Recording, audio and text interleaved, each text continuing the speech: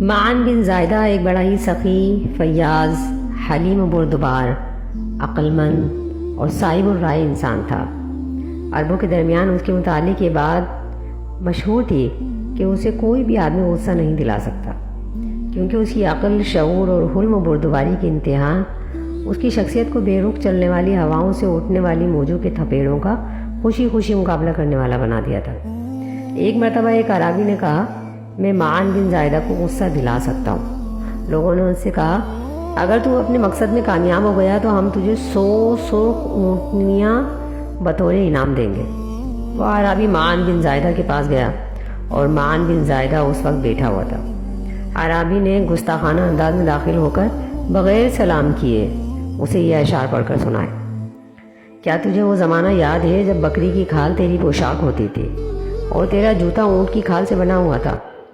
اعرابی کا یہ شعر سن کر معن بن زائدہ نے کہا، جس بات کا تم ذکر کر رہے ہو اس سے میں واقف نہیں ہوں اور نہ ہی اسے بھلاتا ہوں۔ پھر اعرابی نے کہا، بڑی پاک ہے وہ ذات جس نے تجھے حکومت کی گدی کی زینت بنا دیا اور تجھے چارپائی پر بیٹھنا سکھا دیا۔ معن بن زائدہ نے کہا، یہ اللہ کا فضل ہے عربی بھائی، یہ کوئی تیرے فضل و کرم کا نتیجہ نہیں ہے۔ پھر اس نے کہا، اللہ کی قسم میں معن بن زائدہ کے سہارے ایک دن بھی زندگی نہیں گزار سکتا اور نہ ہی اس کی حکمرانی سے معروف ہو کر کبھی سلام کا نذرانہ پیش کر سکتا ہوں۔ معن نے کہا، اے عربی بھائی، سلام کرنا اسلام میں سنت ہے۔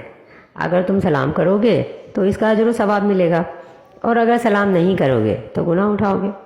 پھر اس نے ایک اور شعر کہا، جس ملک میں تم بستے ہو میں اسے چھوڑ کر چلا جاؤں گا، اگرچہ شام کو سرحد سمیت مجھے سفر پیدل کرنا پڑے۔ معن نے کہا، عربی بھائی، اگر تم رہو گے تو ہم سے خیر اور بھلائی ہی کی امید ہے، اور اگر چلے جاؤ گے تو ہماری سلامتی کی دعائیں تمہارے ساتھ ہیں۔ پھر اس عرابی نے ایک اور شعر پڑھا اور کہنے لگا، اے ناقص عورت کے بیٹے، میرے لیے کچھ زیادہ سفر کا بندوبست کر دے، کیونکہ اب میں تیری حکومت سے کوچ کرنے کا پختہ ارادہ کر چکا ہوں۔ معن نے کہا اپنے خادم سے کہ خادم 1000 دیناری سے دے دو، تاکہ جب ہم سے دور ہوگا اور ہماری سرزمین سے کوچ کر جائے گا تو اس کو اپنے مصرف میں استعمال کر لے گا۔ پھر اس عرابی نے ایک اور شعر پڑھا اور کہنے لگا، جو کچھ تم نے مجھے دیا ہے وہ بہت کم ہے، کیونکہ میں نے تجھ سے بہت زیادہ کی امید باندھی تھی۔ معن نے اپنے خادم سے کہا، 1000 دینار اسے مزید دے دو۔ پھر اس عرابی نے ایک اور شعر پڑھا اور کہنے لگا، اللہ سے میری دعا ہے کہ وہ تجھے ایک زمانے تک زندہ رکھے، کیونکہ تیرے جیسا سخی ٹھاٹے مارتے ہوئے سمندروں کی مانند ہے۔ اور کہنے لگا، حقیقی جود و سخا اور کرم و احسان کی پہچان تیری ذات ہے، اس روئے زمین پر تیری کوئی نظیر نہیں پائی جاتی۔ یہ سن کر معن نے اپنے خادم سے کہا، اسے مزید 1000 دینار اور دے دو۔ عرابی کہنے لگا، اے امیر، دراصل میں نے آپ کے حلم اور بردباری کے بارے میں لوگوں سے کچھ سن رکھا تھا، میں اس کا امتحان لینے آیا تھا۔ اللہ کی قسم، اللہ تعالیٰ نے آپ کے اندر حلم اور بردباری اور جود و سخا کی صفات اکٹھی کر دی ہیں۔ اگر یہ 2 صفات زمین کے پورے باشندگان پر بانٹ دی جائیں تو ان کو کفایت کر جائیں گی۔ معن نے اپنے خادم سے پوچھا، اعرابی کو اس نظم پر کتنے دینار دیے ہیں؟ خادم نے کہا، 3000 دینار۔ معن نے کہا، اس کی نثر پر 3000 دینار اور دے دو۔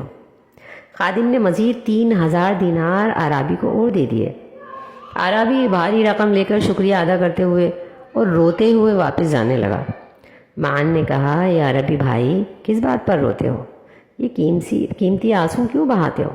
اعرابی نے کہا، مجھے یاد آ گیا کہ تیرے جیسا پیکر صفات انسان کو بھی ایک دن آغوش میں آنا پڑے گا موت کی۔ پھر اس نے یہ اشعار پڑھے، تیری عمر کی قسم، مال کا لوٹ جانا اور گھوڑے یا اونٹ کا مر جانا کوئی مصیبت نہیں، بلکہ اصل مصیبت تو یہ ہے کہ کسی کریم اور آزاد آدمی کا انتقال ہو جائے، جس کی وفات سے ایک خلق کثیر مر جاتی ہے۔